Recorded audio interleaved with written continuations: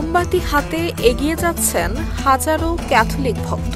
পাপ মোচনে এভাবেই প্রায় 2 কিলোমিটার পথ অতিক্রম করতে দেখা গেছে দেশ বিদেশের বিভিন্ন প্রান্ত থেকে আসা খ্রিস্ট ভক্তদের। মা মারিয়াকে আমরা ধন্যবাদ দিতে আসছি, কারণ ওর কাছে আমরা যা কিছু চাইছি তাগুলো পাইছি।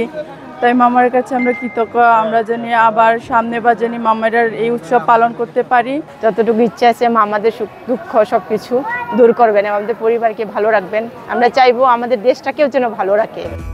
নানান ধর্মীয় আচারের মধ্য দিয়ে শেষ হলো দক্ষিণ এশিয়ায় ক্যাথলিকদের সর্ববৃহৎ তীর্থ উৎসব। 30 অক্টোবর দুপুরে পুনর্মিলন, পাপ স্বীকার এবং বিকেলে পবিত্র খ্রিস্ট জাগের মধ্য দিয়ে শুরু হয় উৎসবের আনুষ্ঠানিকতা। প্রায় বছরই শুনে আসছি যে এখানে 12 মারে তীর্থ হয়, বাট আমার কখনো আগে আসা হয় নাই।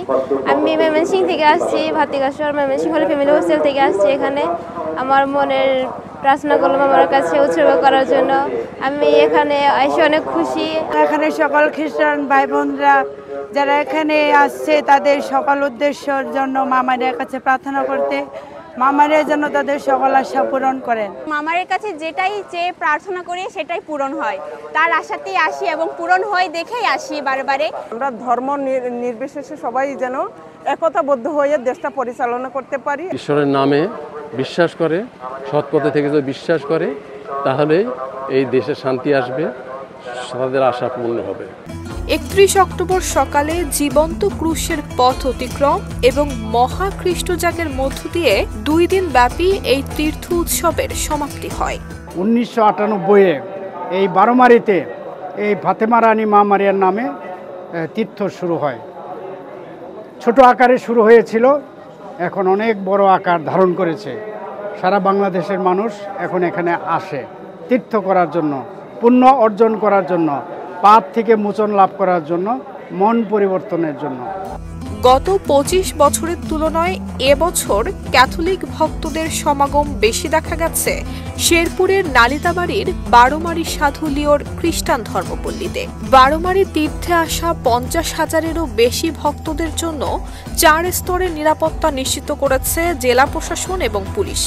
অনুষ্ঠানটি ঘিরে যত চক্রান্তই হোক না কেন, আমরা আশাবাদী যে খুব সুন্দরভাবে সার্থকভাবে এই অনুষ্ঠানটি আমরা সম্পন্ন করি। না, এখানে প্রচুর পুলিশ ডিপ্লয় করা আছে, এখানে বিজেপি আছে, আনসার আছে, এখানে আমাদের স্বেচ্ছাসেবক বাহিনী আছে এবং উপজেলা প্রশাসন, জেলা প্রশাসন সর্বক্ষণে এখানে নজরদারি আছে, গোয়েন্দা বাহিনী আছে।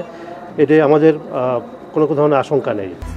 শেরপুরে ফাতেমা রানীর তীর্থস্থানটি পর্তুগালের ফাতেমা নগরের আদলে 1998 সালে স্থাপিত হয়। সেই থেকেই ফাতেমা রানীর করুণা এবং দয়া লাভের আশায় বিশ্বের বিভিন্ন স্থান থেকে তীর্থযাত্রীরা এখানে সমবেত হন নিজেদের মনোবাসনা এবং পাপ মোচনের জন্য।